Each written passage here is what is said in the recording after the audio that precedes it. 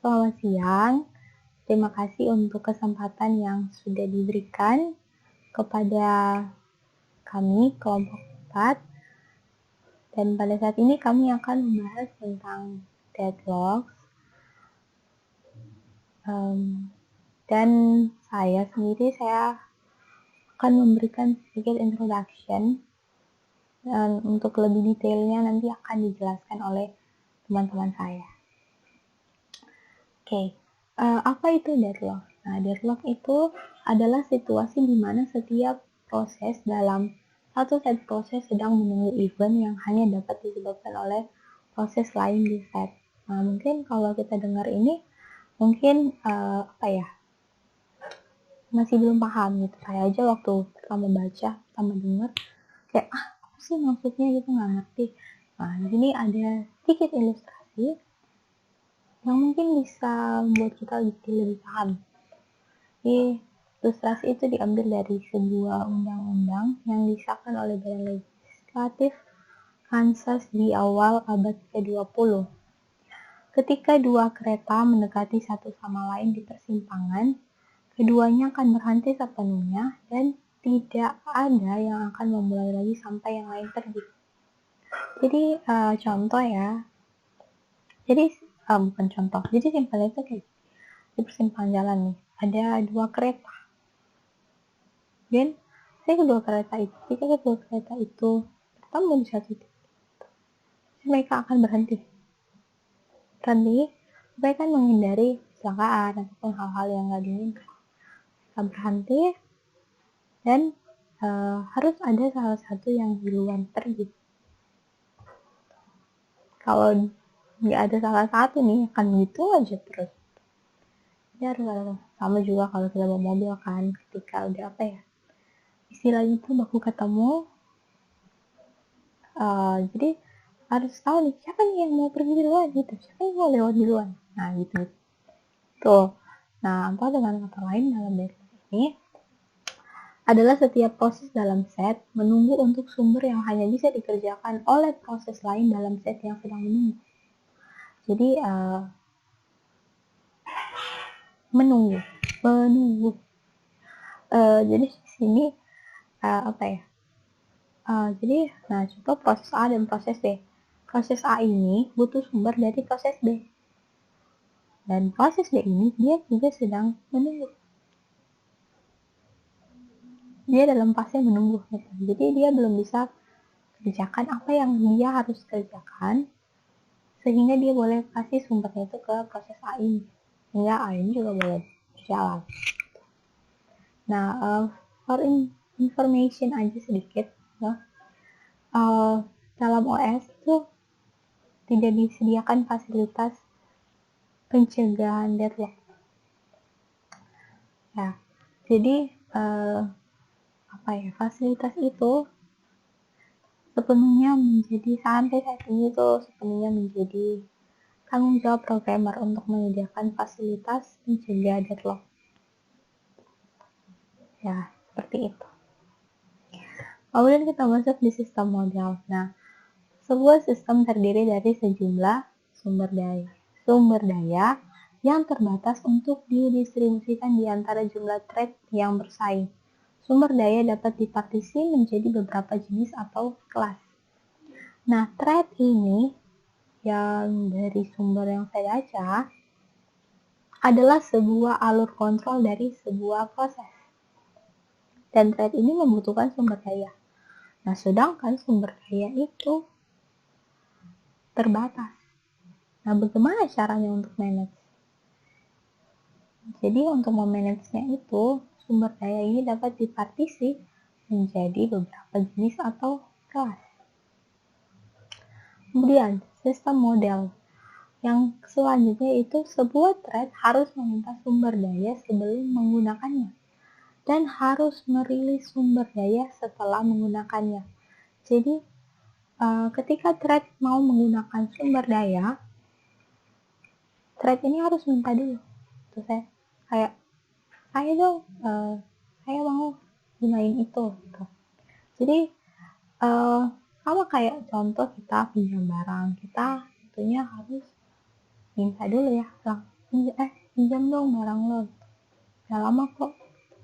Setelah thread selesai menggunakannya, dia harus rilis sumber daya tersebut atau kembalikan atau melepaskan sumber daya supaya bisa digunakan oleh thread lain. Tuh. Ya, sama kayak kita pinjam barang kan, kita pakai, kita kasih kembali, kita selesai. Nah, sini di bawah mode operasi normal, thread dapat menggunakan sumber daya hanya di urutan berikut. Jadi ini adalah urutan bagaimana thread mau menggunakan sumber daya. Yang pertama permintaan, yang tadi ya. Thread meminta sumber daya. Jika permintaan tidak bisa diberikan segera, thread yang meminta harus menunggu hingga dapat diperoleh sumber daya. Jadi, seringkali bisa jadi thread meminta sumber daya itu belum tentu kalau sumber daya itu langsung dikasih. Karena bisa saja sumber daya tersebut lagi digunakan oleh thread yang lain. Jadi, thread yang meminta ini harus menunggu sampai akhirnya dia boleh mendapatkan sumber daya yang dia minta. Setelah dia dapatkan, dia gunakan. Thread dapat beroperasi pada sumber daya, misalnya jika sumber daya adalah kunci mods, dia dapat mengakses bagian kritisnya. Nah, setelah thread menggunakannya, maka thread melepaskan sumber daya tersebut, jadi dirilis atau dikembalikan. Setelah thread pakai, dia kasih kembali. Nah, di sini ada deadlock in multi-thread application. Nah, pada contoh ini, thread 1 mencoba mendapatkan kunci mods locks in order 1, first mod, second mod. At the same time, dalam waktu yang sama, thread 2 mencoba meminta mods locks in order 1, second mod, first mod. Deadlock is possible if thread 1 acquires first mod while thread 2 acquires second mod. Deadlock dapat terjadi jika thread 1 is possible. Deadlock dimungkinkan jika thread 1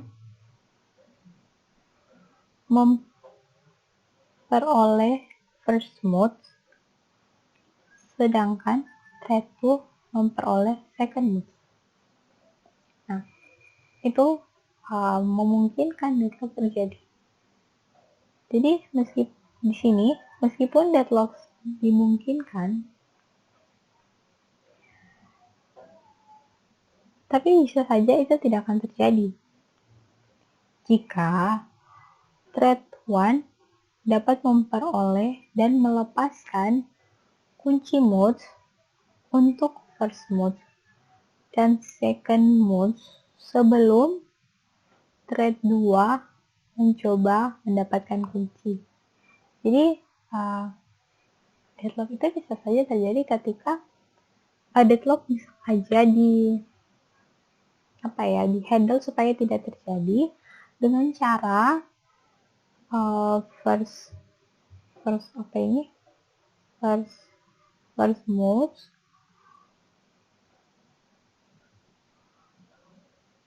thread 1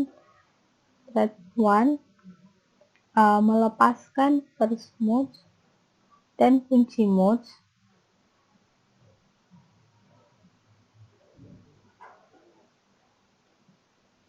dan second mode sebelum thread 2 mencoba mendapat kunci. Jadi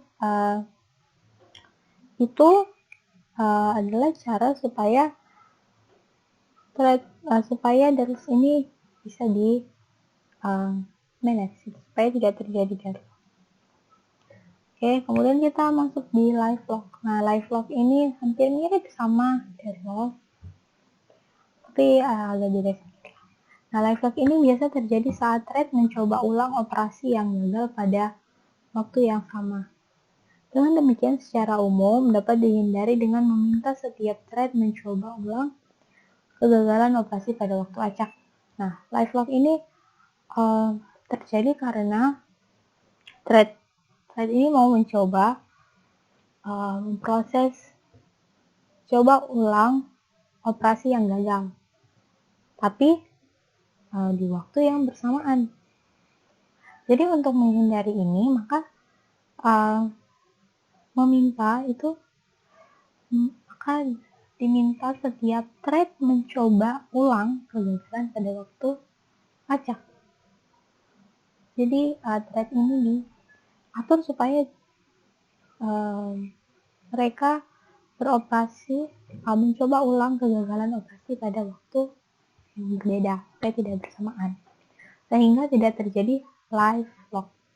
Demikian dari saya, selanjutnya akan disampaikan oleh teman-teman saya.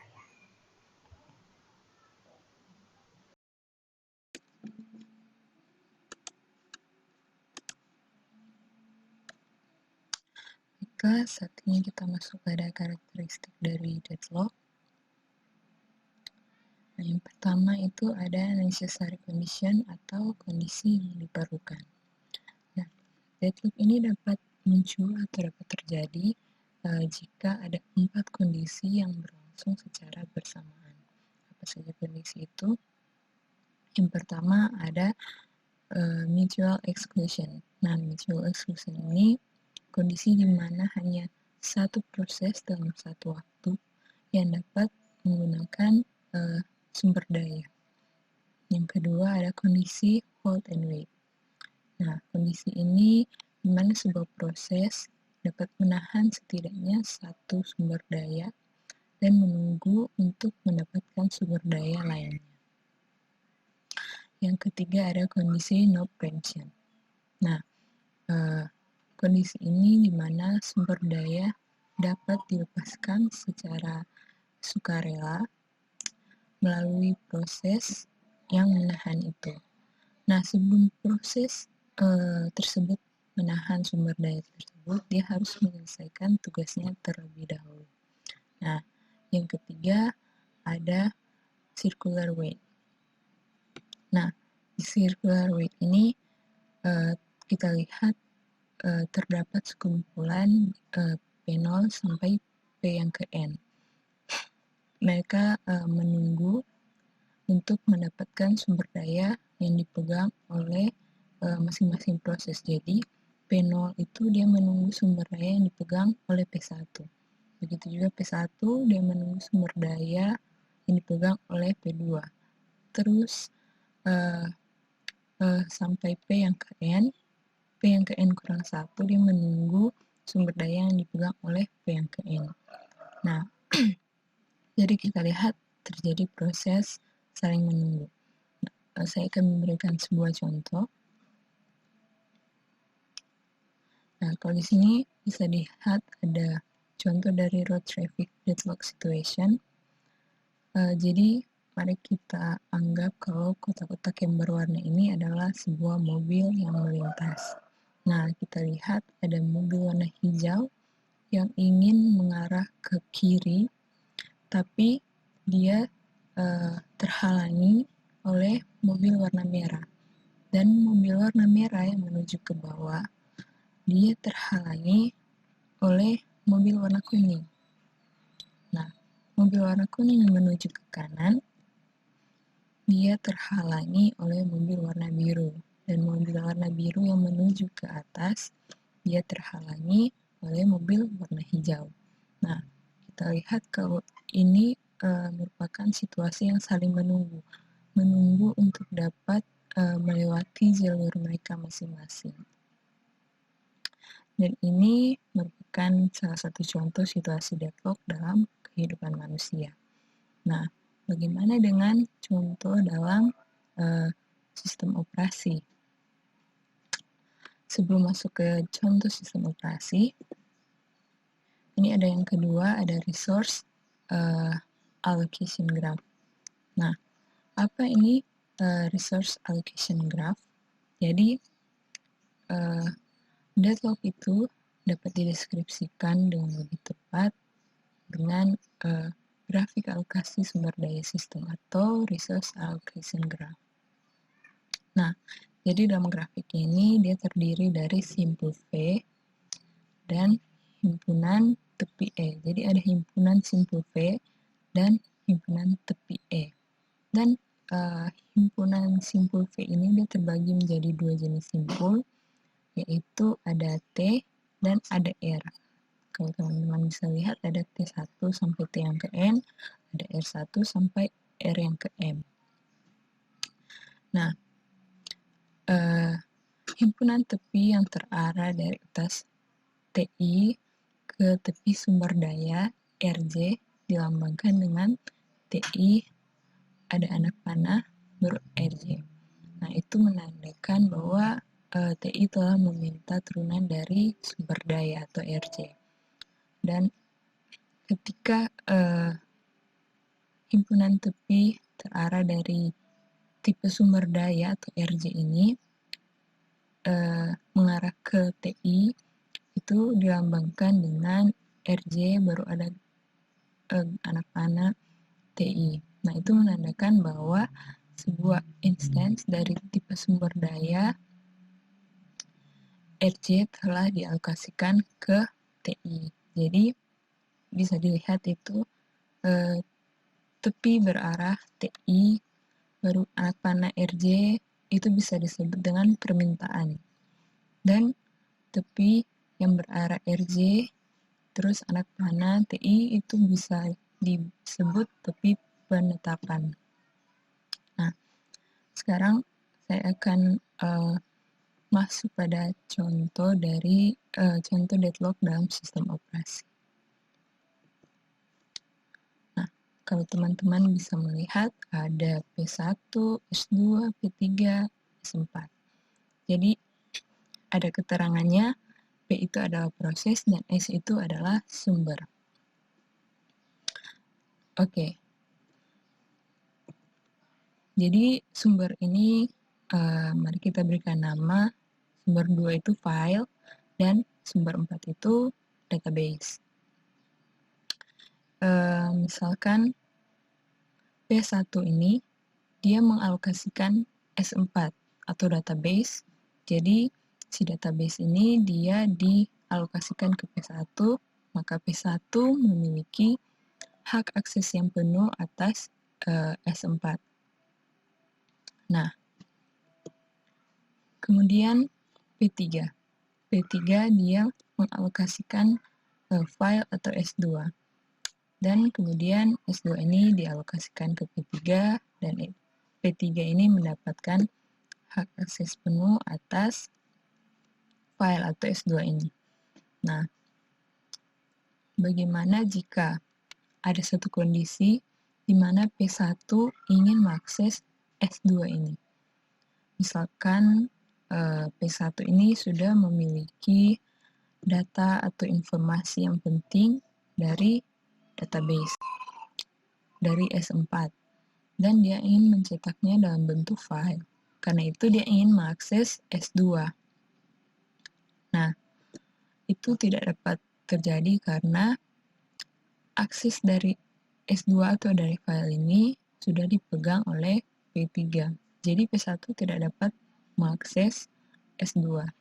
Nah, begitu juga ketika P3 ingin mengontrol atau ingin mengakses database atau S4. Dia tidak dapat melakukan itu karena apa? Hak akses dari database ini dipegang oleh P1. Jadi P3 tidak dapat mengakses database tersebut. Bagaimana jika sebaliknya? Nah, begitu juga sebaliknya jika P1 memegang hak akses dari file P3 memegang hak akses dari database. Ketika dari masing-masing P ini ingin meminta akses dari kedua sumber ini, itu tidak bisa terjadi karena setiap sumber ini sudah dialokasikan terlebih dahulu ke salah satu proses yang ada. Yang file ini sudah dialokasikan ke P1 dan database sudah dialokasikan ke P3. Nah, di sini kita melihat terjadi situasi deadlock, di mana mereka saling menunggu untuk melepas sumber daya mereka masing-masing. Seperti contoh yang dalam kehidupan manusia yang road traffic deadlock situation tadi, mereka saling menunggu untuk dapat melewati jalur mereka masing-masing. Begitu juga dengan contoh ini, mereka saling menunggu untuk dapat melepaskan sumber daya mereka masing-masing. Nah, jika salah satu sumber daya telah berhasil dilepaskan, maka sumber daya yang lain juga akan berhasil dilepaskan. Mungkin itu tentang karakteristik dari deadlock.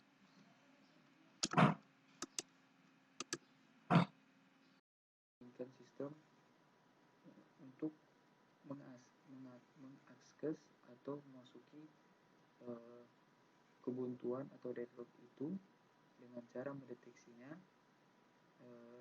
dan memulihkannya. Nah, kita masuk di deadlock prevention. Secara umum deadlock prevention itu memiliki 4 kondisi yang dimana itu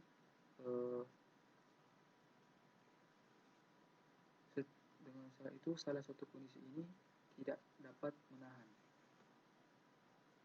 Secara berikut kami akan menguraikan bagian ini dengan memeriksa masing-masing dari 4 kondisi tersebut.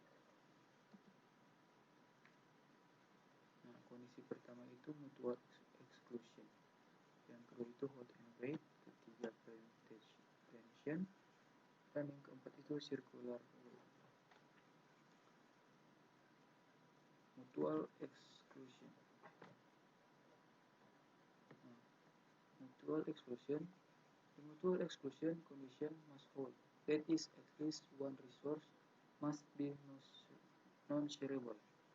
Shareable resource do not require mutually exclusive access and thus cannot be involved in a deadlock. Read-only files are a good example of a shareable resource. If several threads attempt to open a read-only file at the same time, they can be granted simultaneous access to the file. Jadi mutual exclusion itu kondisinya itu saling penghasilan harus terus ada, yang artinya itu setidaknya satu sumber daya harus tidak dapat dibagikan. Jadi sumber daya itu sumber daya yang dapat diolah tidak memerlukan akses yang saling eksklusif, dan dengan demikian tidak dapat terlibat dalam kebuntuan. Jadi tidak perlu juga untuk menunggu sumber daya yang dapat diolah. Namun secara umum kita tidak dapat mencegah kebuntuan dengan menyangkal kondisi saling pengecualian, karena beberapa sumber daya secara intrinsik tidak dapat dicari. Misalnya, kunci mutex tidak dapat dibagikan secara bersamaan oleh beberapa thread. Kondisi yang kedua itu hold and wait. To ensure that the hold and wait condition never occur in the system, we must guarantee that whenever a thread requests a resource, it does not hold any other resource. One protocol that we can use requires each thread to request and deallocate all its resource before it begins execution. Jadi hold and wait itu memastikan bahwa kondisi tidak pernah terjadi dalam sistem. Kita harus menjamin bahwa setiap kali thread meminta sumber daya, ia tidak memegang sumber daya yang lain.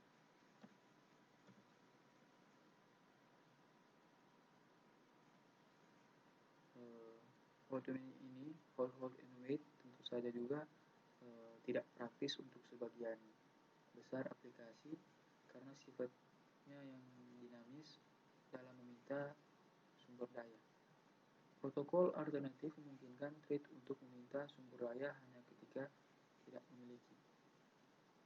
Thread dapat meminta beberapa sumber daya dan dapat juga menggunakannya.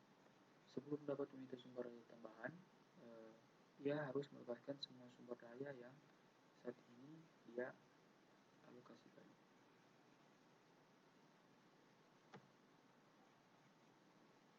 Yang ketiga itu no preemption. No preemption tersebut ini, the third necessary condition for deadlocks is that there be no preemption of resource that have already been allocated. Jadi kondisi yang ketiga ini diperlukan kebuntuan adalah tidak ada pemindahan sumber daya yang sudah dialokasikan. Untuk memastikan bahwa kondisi ini tidak tahan, kita dapat menggunakan protokol berikut. Jika thread memegang beberapa sumber daya dan meminta sumber daya lain yang tidak dapat segera dialokasikan untuk itu, maka sumber daya yang saat ini dipegang thread akan diatasi. Dengan kata lain, sumber daya ini secara implisit dirilis. Sumber daya yang telah diamanatkan ditambahkan ke daftar sumber daya yang ditunggu oleh utas. Thread akan dimulai ulang hanya ketika dapat kembali sumber daya lamanya serta yang baru yang memintanya. Jika thread tersebut meminta beberapa sumber daya, pertama-tama kami memeriksa apakah tersedia. Jika kita mengalokasikannya, jika iya, kita bisa mengalokasikannya. Jika tidak, kita memeriksa apakah dialokasikan ke beberapa thread yang lain yang sedang menunggu sumber daya tambahan. Jika demikian, mendahului sumber daya yang diinginkan dari benang tanggung dan mengalokasikannya ke utas yang meminta. Jika sumber daya tidak tersedia atau dipegang oleh utas tunggu, utas yang meminta harus menunggu. Meskipun menunggu, beberapa sumber daya mungkin diasingkan, tapi hanya jika utas lain yang memintanya.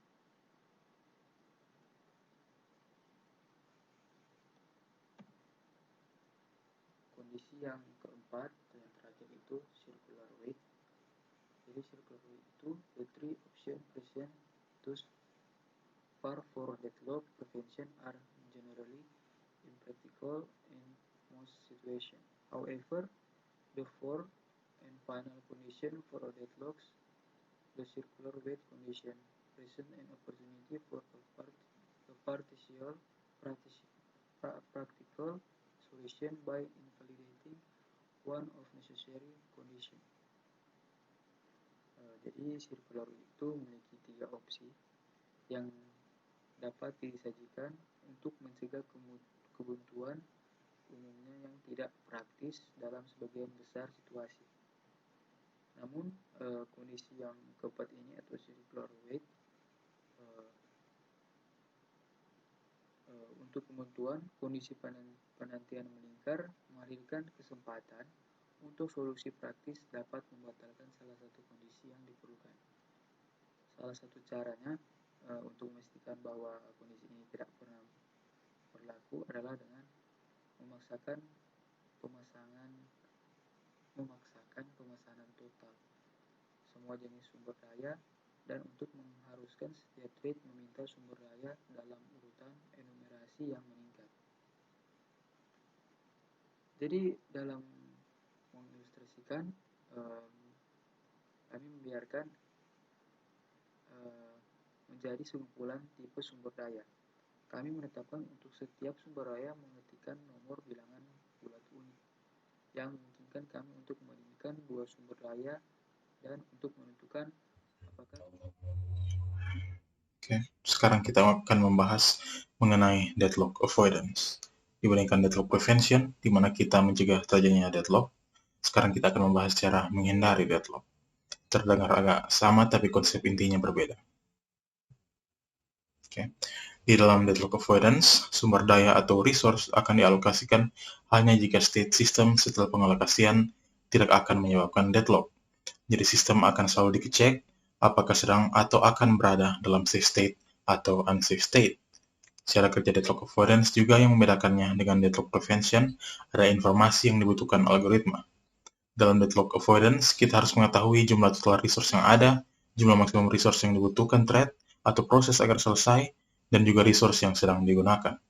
Dengan informasi ini, kita dapat menghindari terjadinya unsafe state dan sistem secara konstan berada dalam safe state.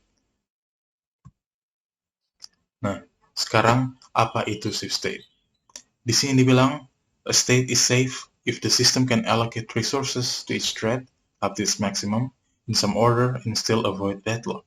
A system is in a safe state only if there exists a safe sequence. Ini berarti safe state adalah di mana semua proses bisa mendapat resource yang dibutuhkan dan menyelesaikan proses mereka tanpa terjadinya deadlock. Safe state juga harus ada yang namanya safe sequence. Nah, ini safe sequence lebih mudah kalau kita menjelaskan pakai contoh. Okay. A sequence of threads is a safe sequence for the current allocation state if, for each TI, the resource request that TI can still make can be satisfied by the currently available resources plus the resources held by all TJ, with J is less than I. Jika kita lihat di sini, saya sudah taruh sebuah thread sequence dari T1 sampai T4. Jadi misalnya untuk T3 berjalan, dia hanya tinggal menunggu T1 dan kemudian T2 menyelesaikan rompe proses, kemudian lepas rompe resources. Habis itu T3 ambil itu resource, sekelar dari proses, kemudian lepas ulang dari resource, kemudian T4 ambil itu resource, dan seterusnya. Kalau tidak ada atau mungkin sequence ini mau berjalan, berarti sistem berada dalam kondisi unsafe state.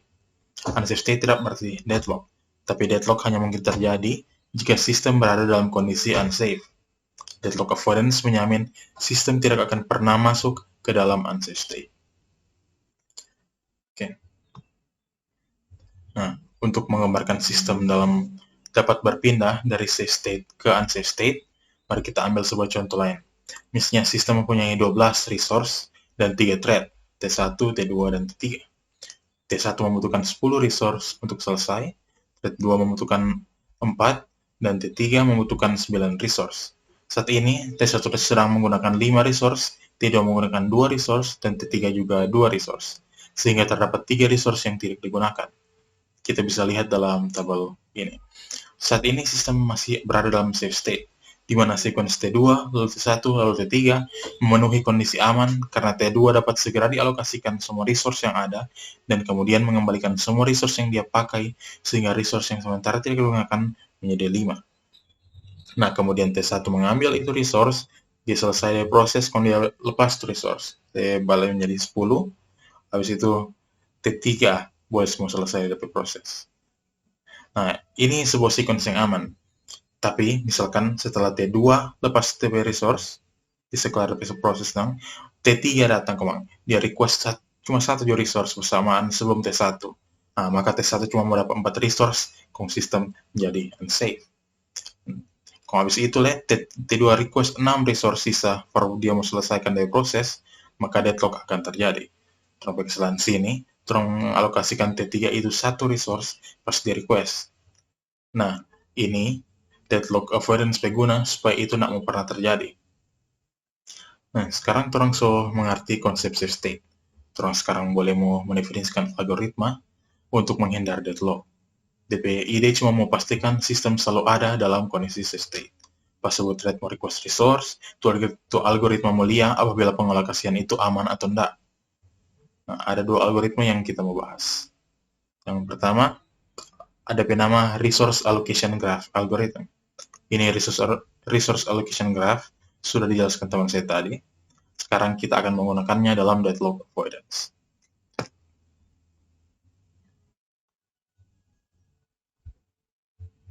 Kita menggunakan resource allocation graph algorithm jika setiap tipe resource hanya memiliki 1 instansi. Jika lebih, maka kita harus memakai bankers algorithm. Nah, mengenai resource allocation graph, kita sudah mengenal istilah request edge dan assignment edge. Sekarang dalam deadlock avoidance, kita menambah yang namanya claim edge. Claim edge proses dari resource menandakan bahwa proses itu mungkin meminta resource tersebut yang direpresentasikan dengan garis putus-putus. DP kata ini mungkin. Claim edge akan berubah ke request edge bila proses meminta resource. Bila resource dibebaskan oleh proses, assignment edge diubah ke claim edge. Sumber daya sebelumnya harus diklaim pada sistem. Sehingga sebelum proses mulai dieksekusi, semua claim edge harus muncul pada resource allocation graph. Untuk mengilustrasikan algoritma ini, kita pertimbangkan resource allocation graph dari gambar ini. Misalkan T2 merequest R2. Meskipun R2 saat ini bebas, kita tidak boleh mengalokasikannya ke T2 karena R2 diklaim oleh T1. Dan tindakan ini akan membuat sebuah cycle. Cycle menunjukkan bahwa sistem berada dalam kondisi unsafe state. Jika T1 meminta R2 dan T2 meminta R1, maka deadlock akan terjadi. Resource allocation graph algorithm tidak dapat diaplikasikan pada sistem yang punya lebih dari satu instansi sebuah resource. Maka dalam kondisi itu kita menggunakan yang namanya Banker's algorithm.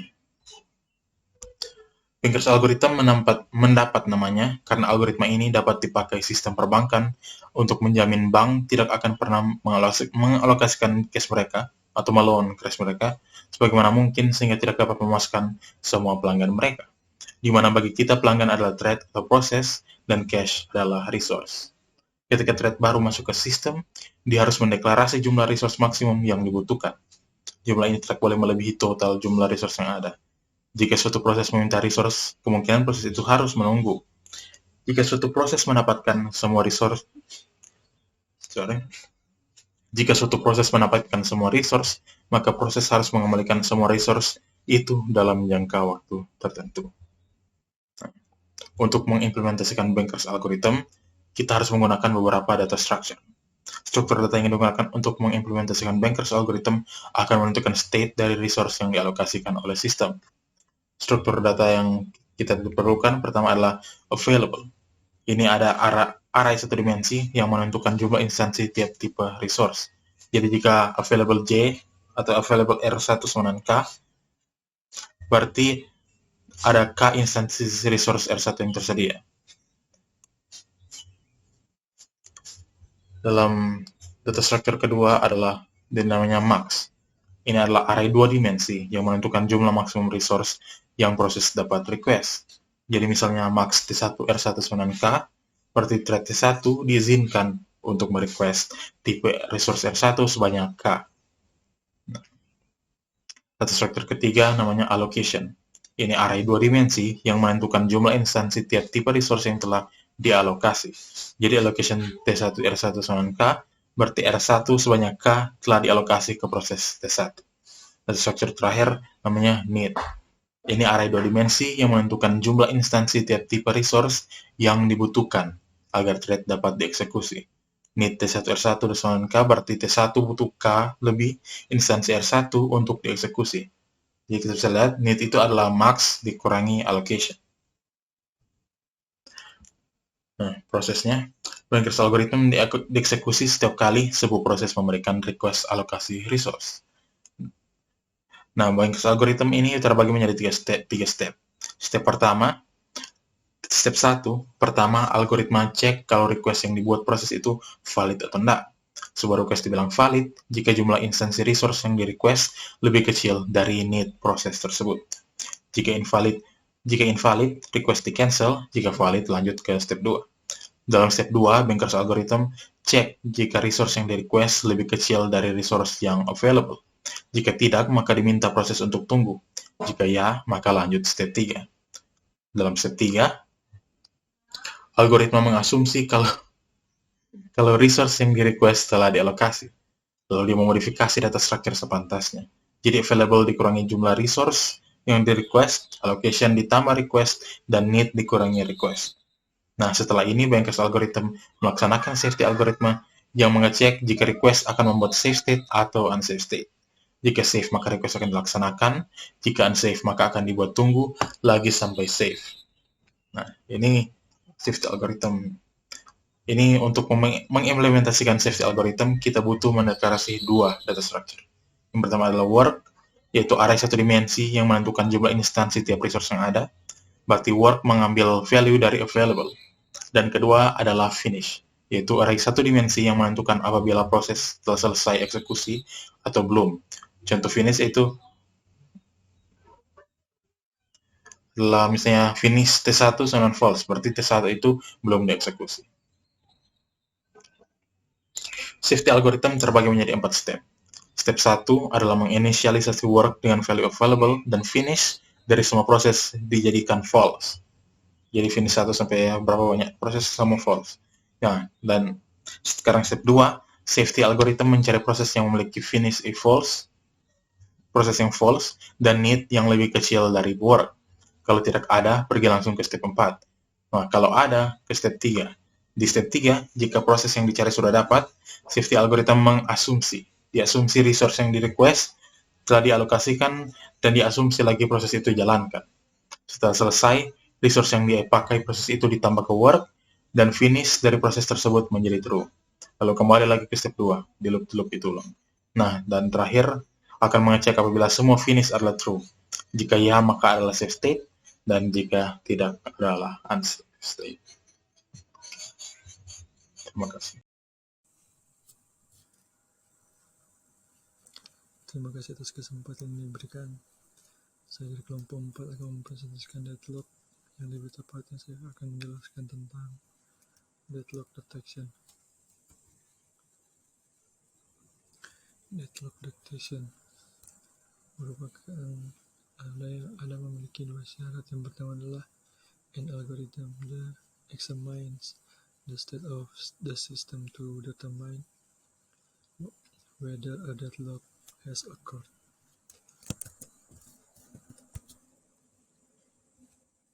Untuk yang pertama ini merupakan syarat di mana kita memeriksa keadaan sistem untuk menentukan apakah telah terjadi kebuntuan. Dan yang kedua adalah an algorithm that recover from the deadlock, yang merupakan pilihan dari kebuntuan. Di sini kita mengetahui bahwa deadlock detection ini adalah cara di mana kita untuk mencari tahu atau mendeteksi suatu masalah dari kebuntuan yang akan kita temui pada saat menjalankan suatu program. Dan dalam deadlock detection ini memiliki tiga tipe. Yang pertama adalah single instance of its resource type. Yang kedua adalah several instance of a resource type. Dan yang terakhir adalah detection algorithm usage. Untuk yang pertamanya adalah single instance of its resource type. If all resources have only a single instance, then we can define a deadlock detection algorithm that use a variant of the resource allocation graph called a wait for a graph. This graph is obtained from the resource allocation graph by removing the resource nodes and collapsing the appropriate edge.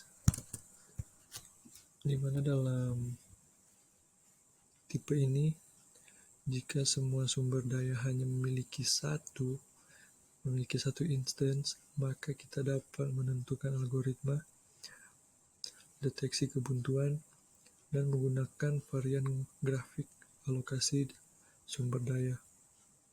Dan untuk grafik ini disebut adalah wait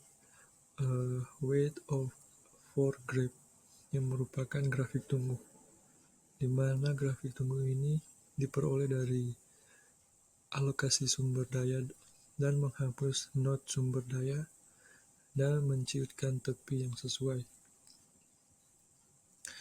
More especially an edge from Ti to Tj in a wait for graph implies that thread Ti is waiting for thread Tj to release a resource that TI needs and adds TI to TJ. Itu merupakan cara kita untuk mendeteksi sebuah masalah yang akan kita temui. Contohnya pada gambar di samping ini, untuk T2 ini akan mengirimkan ke R2 dan R5, di mana R2 dan R5 ini mengelola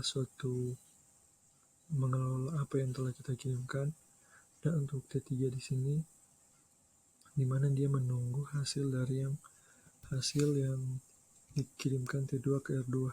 Kemudian R2 mengirimkan ke R3 dan kemudian R3 mengirimkan ke R5. Untuk data yang dikirimkan ke R2 dan ke R5 dikelola di T3 dikelola di R5, dan untuk R5 ini dikirimkan ke T4 yang telah menunggu hasil yang telah diselesaikan oleh R2, dan untuk R5. Dan untuk T4 ini setelah menunggu dia akan mengirimkan ke R2, di mana R2 ini akan mengelola kembali data yang telah diolah oleh R5 ini. Dan untuk R2 ini dia mengelola kembali untuk melakukan agar data yang diberikan telah kompleks atau telah lebih kompleks dan mudah dipahami. Dan untuk T1 ini juga telah menunggu data yang telah dikelola oleh R2 ini, dan kemudian data T1 ini mengirimkan ke R1. Begitu seterusnya sampai ke T5 di sini. Proses akhir yang dimana T5 ini telah menunggu data yang telah valid, yang nantinya akan kita gunakan. Dan kemudian untuk tipe yang kedua adalah several intents of a resource type. The way for graph scheme is not applicable to a resource allocation system with multiple instances of its resource type.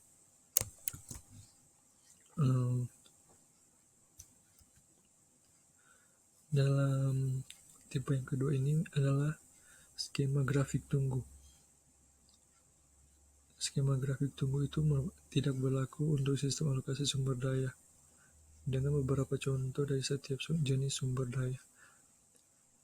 Dan kita beralih ke algoritma deteksi kebuntuan yang dapat diterapkan pada sistem semacam itu.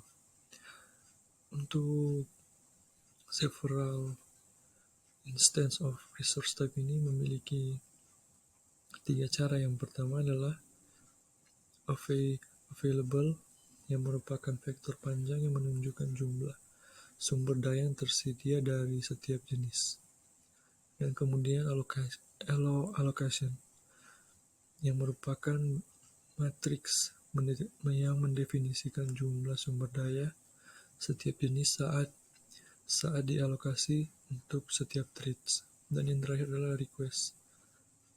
Untuk request sendiri ini merupakan matriks yang menunjukkan permintaan saat ini dari setiap threads, di mana request ini melakukan permintaan setelah mengetahui apa yang terjadi, apa yang diketahui dari available, dan apa yang harus dilakukan setelah mengetahui allocation-nya dari matriks yang telah dia ketahui, serta yang terakhir request ini melakukan permintaan.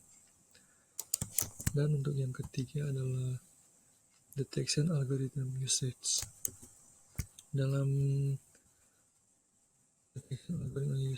algorithm usage ini adalah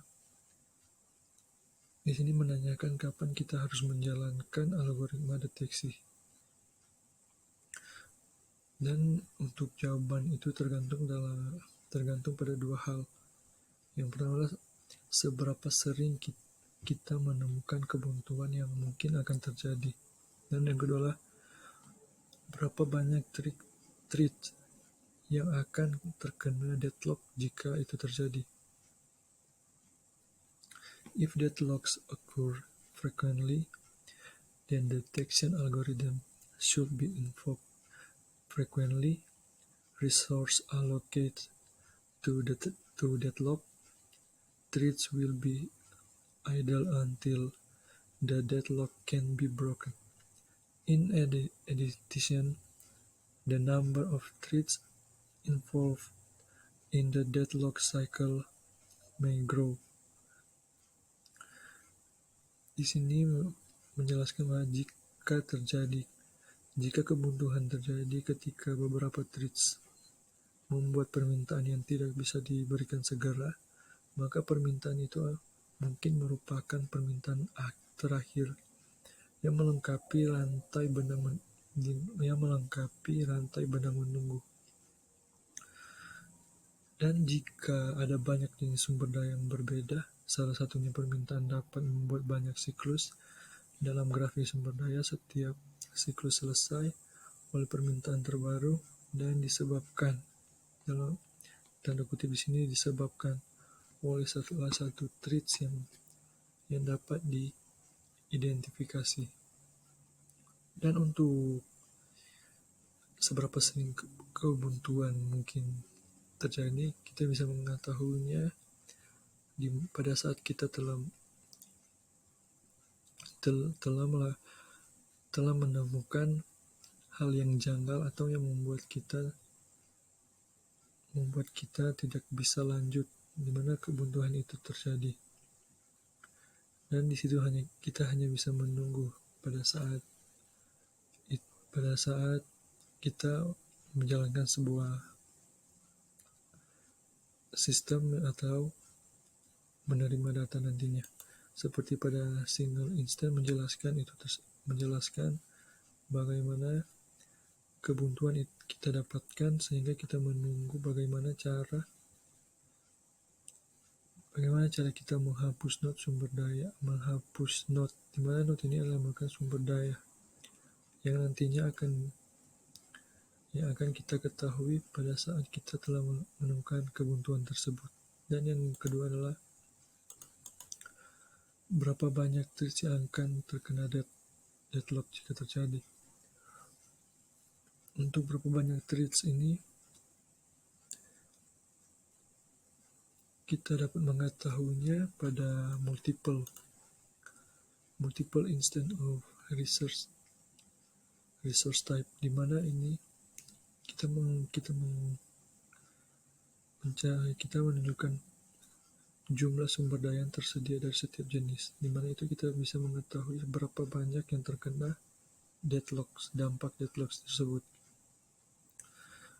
Dan allocation di sini pada several instance menunjukkan matriks yang mendefinisikan jumlah sumber daya setiap jenis. Dia menunjukkan di mana sumber-sumber yang terkena dampak dari allocation tersebut, dampak deadlock tersebut, dalam bentuk sebuah matriks, serta jika thread yang akan terkena deadlock itu terjadi, maka request akan terjadi, di mana kita telah mengetahui bahwa ada berapa banyak atau sudah berapa banyak threads yang terkena dampak deadlock tersebut. Dan untuk lebih lanjutnya akan masuk pada penjelasan tentang recovery deadlock, yang dimana akan dijelaskan oleh teman saya. Dan untuk penjelasan saya sampai di deadlock detection ini. Sekian dan terima kasih.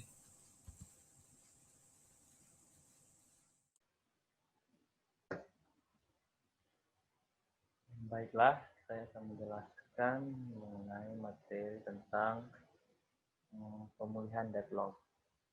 Ketika algoritma pendeteksian menentukan bahwa ada kebuntuan, beberapa alternatif tersedia. Salah satu kemungkinannya adalah memberitahu operator bahwa ada kebuntuan telah terjadi dan membiarkan operator menangani kebuntuan secara manual. Kemungkinan lain adalah membiarkan sistem pulih secara otomatis. Nah, sekarang kita masuk dalam proses and thread termination.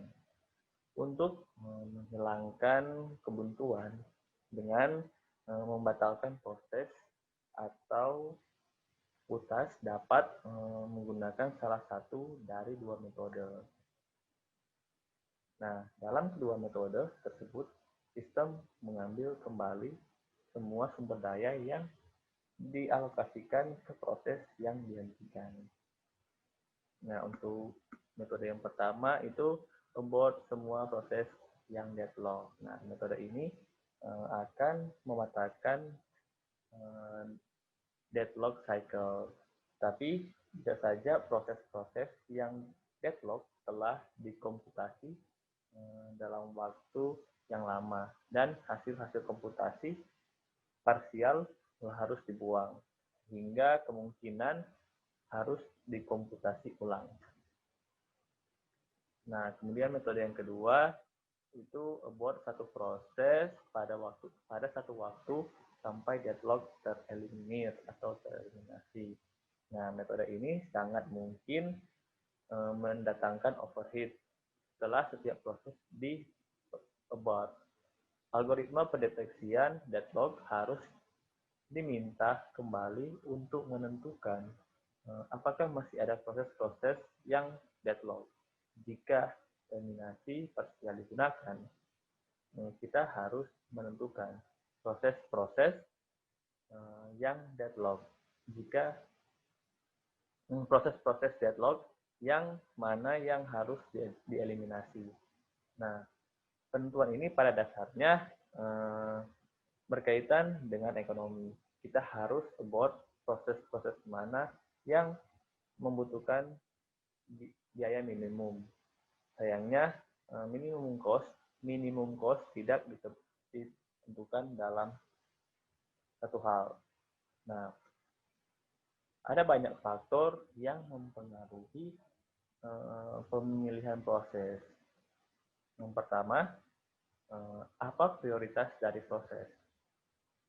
Yang kedua, berapa lama proses telah mengkomputasi dan berapa lama lagi proses akan mengkomputasi sebelum menyelesaikan tugasnya.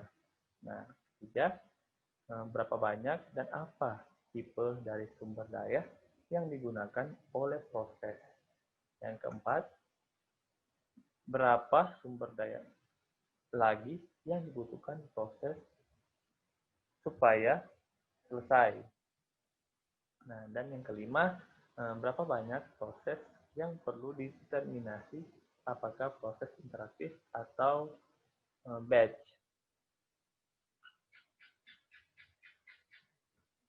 Nah, sekarang kita masuk dalam resource preemption atau biasanya disebut prem sumber daya. Nah, untuk mengeliminasi deadlock menggunakan prem sumber daya, berarti kita berturut-turut prem beberapa sumber daya dari suatu proses dan memberikan sumber daya ini ke proses lain sampai deadlock cycle-nya patah.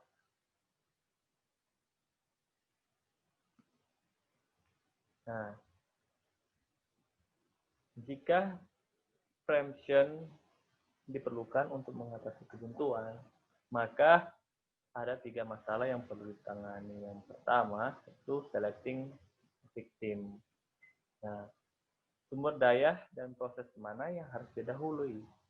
Nah, seperti pada terminasi proses, kita harus menentukan sumber daya dan proses mana yang akan di-prem dengan minimum cost atau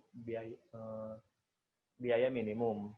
Faktor cost mencakup parameter-parameter seperti jumlah daya yang ditahan proses-proses yang deadlock dan jumlah waktu dari proses yang telah digunakan selama eksekusinya. Nah, yang kedua itu ada rollback. Nah, jika kita frame sebuah sumber daya dari sebuah proses, apa yang harus dilakukan dengan proses itu jelas tidak dapat berlanjut dengan eksekusi normal. Karena proses kehilangan beberapa sumber daya yang diperlukan, kita harus rollback proses ke beberapa save state dan restart dari state tersebut. Secara umum, sulit untuk menentukan save state. Solusi termudah adalah dengan total rollback, abort proses, dan restart. Nah, yang ketiga ada starvation. Dalam sebuah sistem di mana pemilihan korban berasal primer pada faktor cost, dapat terjadi suatu proses tidak pernah menyelesaikan tugasnya karena suatu sumber daya selalu di-frame pada proses yang sama. Kita harus memastikan bahwa sebuah proses dapat dipilih sebagai korban hanya dengan batasan waktu tertentu. Solusi pada umumnya adalah dengan menambahkan jumlah rollback ke dalam faktor cost. Nah, sekarang kita masuk dalam kesimpulan. Deadlock terjadi dalam serangkaian proses ketika proses dalam set menunggu peristiwa yang hanya bisa disebabkan oleh proses lain dalam set.